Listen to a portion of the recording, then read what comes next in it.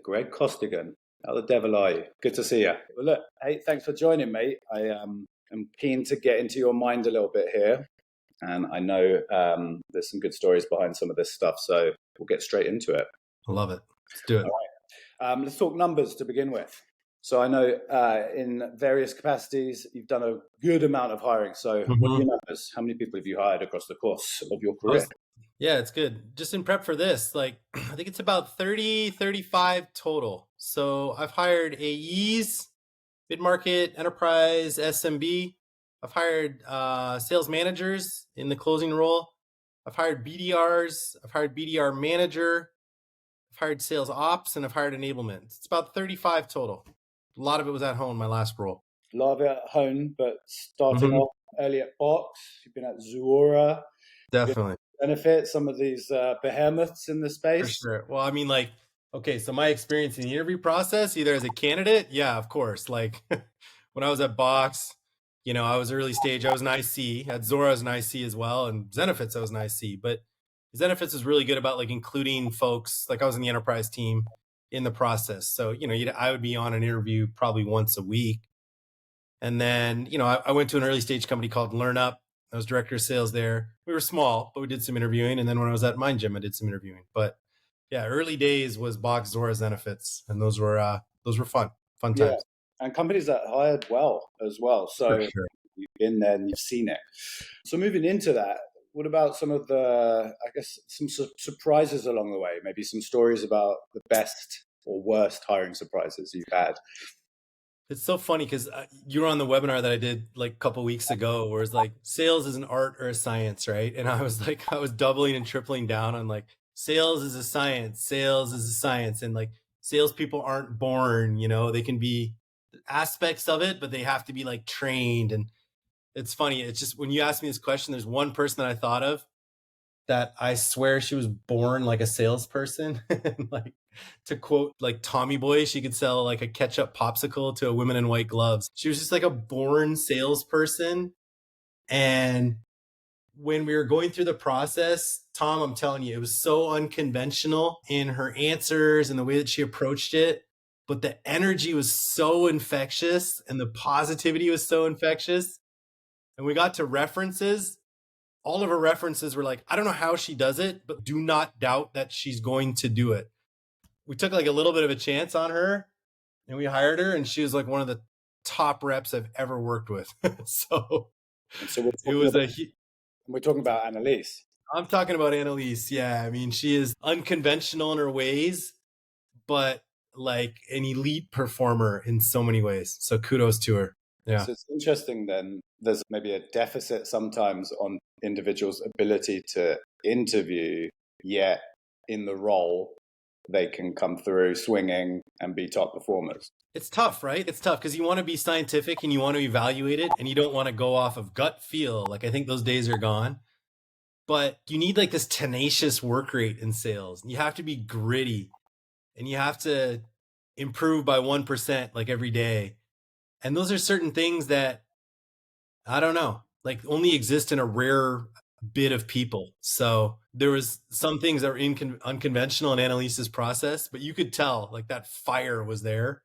So yeah, we took a chance and it worked out well.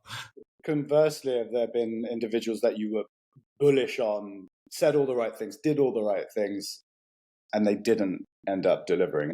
Won't name names or anything, but I think Jason Lemkin talks a lot about this. But I've worked, Tom, I've worked for startups mostly, seed A, Series B companies, certainly as a leadership role.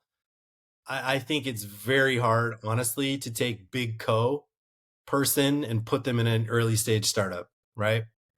Even if they have the industry experience, even if they were in a division of a big company, where they hustled, but then came over to the startup, the infrastructure doesn't exist. And I've been burnt more than once, not again, I won't be, but we need the Navy SEALs, I think, in some of these early stages, and it's not time for infantry yet. And I think I've made that mistake a couple times, thinking big company was going to solve it.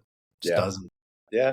On the recruiting front, is there a secret weapon that you use to source top talent? Yeah, I went to this guy, Robbie Allen, that I used to work with at Zenefits, talks about. He's got this famous quote from Nick Saban. It says, I got it right here, that leaders of the most talented teams commit 20% of their time, even when doing their job, to recruiting at all times. I think like that's the one that sticks with me. So I don't know if it's like a secret weapon, but if you're building a team, even if you're not necessarily hiring at that moment in time, like you need a personal brand as a leader. Forget about the company. Like you need your own brand as a leader, and you have to be thinking about your bench and your relationships. So, I mean, my secret weapon, I guess, would be to have genuine, like authentic relationships that can, you know, follow you potentially at different organizations. I think you got to be really intentional about that when you're in leadership, especially in sales. Yeah, and a good sign from any sales leader that individuals that they've worked with in the past follow them into their next endeavors. I think so. I think so. 20%, I mean, maybe even, I'd say that's a base level even, right? You think it's higher? Yeah. I think that you need to be eternally recruiting, and whether those people are getting hired next week, next month, next year, that's fine. Yeah. But you've got to be doing it, and it doesn't ever stop. It just doesn't. Yeah, it's a good point. I think like the authentic connections, you know, the understanding of folks and like shortening the cycle, like the time from meeting someone to hiring them is Right. going to be a time frame. If you can have some good long-standing ally relationships, you can sort of be a little quicker, you know, when it comes to the actual recruitment phase. If you have those relationships, you know. Yeah, very much. Talking of interview moments now, weirdest or strangest interview moment you've experienced? It's funny. We were talking about this in the prep. I'll give you one as a candidate. How about that? Right.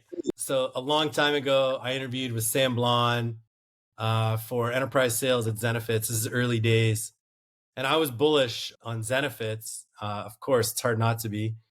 And my final step was an on-site with Parker, right? And again, this is like early days.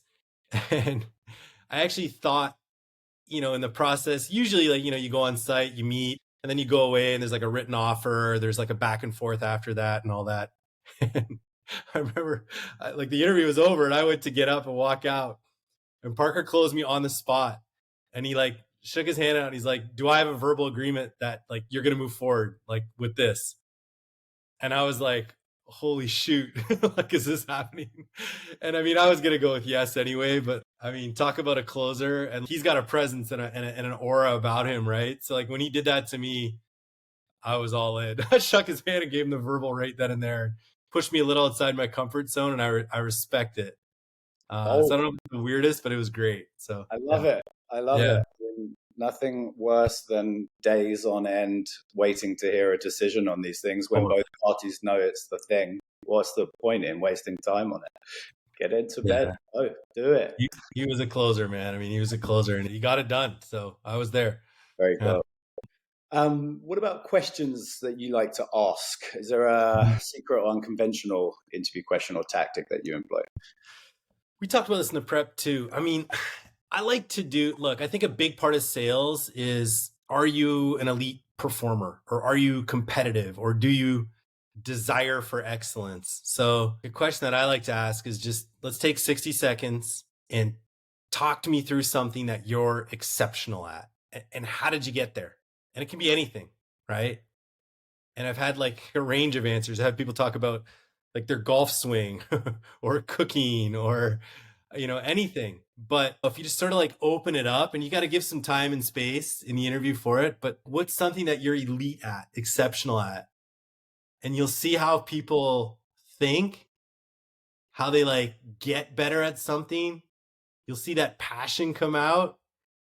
And if you don't, I think that's a red flag. And if you do, you know, a big part of sales is going to be like learning the product and learning the company anyway.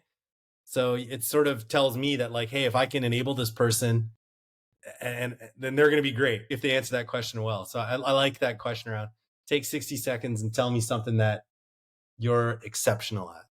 I love it. I love it. Yeah. What about wisdom on hiring? Things that you wish you'd known earlier? Man, Tom, it's the same as my one before. It's the bench. It's the bench, personal brand. Always be recruiting, like ABR. Always be recruiting. And again, I think it has to be like genuine and authentic. I guess I always thought early in career that the company brand or the department brand or something like that would be enough to get really high quality candidates to join a company. But a lot of it is the leader, right? So like I need to be like super intentional on like who I am, what are my beliefs, what am I going to bring to that person I'm going to bring on board. I think it's just always having a presence and always be connecting with like really high quality folk. You could have always done that more in the career, and I'm eager to do it more now to build that base, you know? Very much so. I couldn't agree more. I think it's a great piece of advice, and one that I think we look at these things in cycles. It's sort of the cyclical nature. We know that we need this role. Maybe we know when we need it, and then it's ongoing. It's this next hiring round and this next hiring round. But the reality is, you need to be talking to great people regularly, whether you're going to hire them or not. I think it shows, something about any sales leader at that level should be doing that. Make it part of your day, right? Like it doesn't just make it 20 minutes, a half hour of your day to connect with folks on LinkedIn. Don't see it as like this admin exercise. See it as actual like a function of the job, especially in a leadership role. Like it's a function of the job. That'd be my learning. Yeah. Very good. Well, I wanted to kind of close things off with a bit of better understanding, and for those that are going to watch this, what are you working on at the moment, and who should sort of reach out to you if they need to X? Tom, I think I speak founder well. My experience is early stage go-to-market teams. I've worked with founders in the seed and A stage directly. I've built teams in the B stage myself. I'm currently doing a fractional role for one client and an advisory for another. I have my own go-to-market consulting practice. You can find it on LinkedIn, Greg Costigan. But I'd be eager to work with folks on their go-to-market strategies, consulting, or I like to actually roll my sleeves up and do some of the work as a fractional person themselves. So you can find me on LinkedIn and I'll tell you more. Very good. Yeah. And aside, our experience working with you through the period of time at Hone was remarkable. We loved every minute of it. And so did the individuals that ended up working with you. So strong advocate of Greg Costigan. I got to give you a shout out too. I mean, Tom, you were like the huge source of our talent pipeline. You know that, right? So for folks watching, like we hired and grew because of you all. So like I am a big advocate of you and I appreciate you, honestly, for everything you helped with. Thank you for saying that. Appreciate it, Greg. Well, many thanks for today. Looking forward to the next time. Appreciate it. Thanks. Cheers. Bye. All right.